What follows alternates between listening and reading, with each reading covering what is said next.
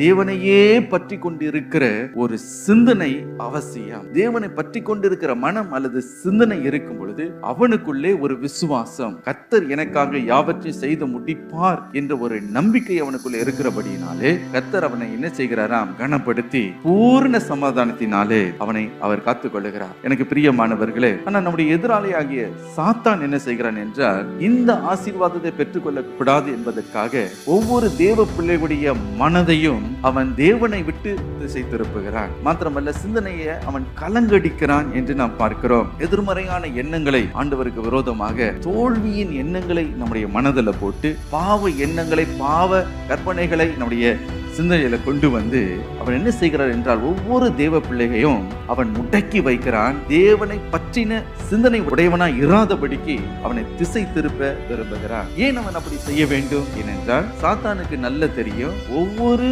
மனிதர்களுடைய சிந்தனையில் வல்லமை உண்டு.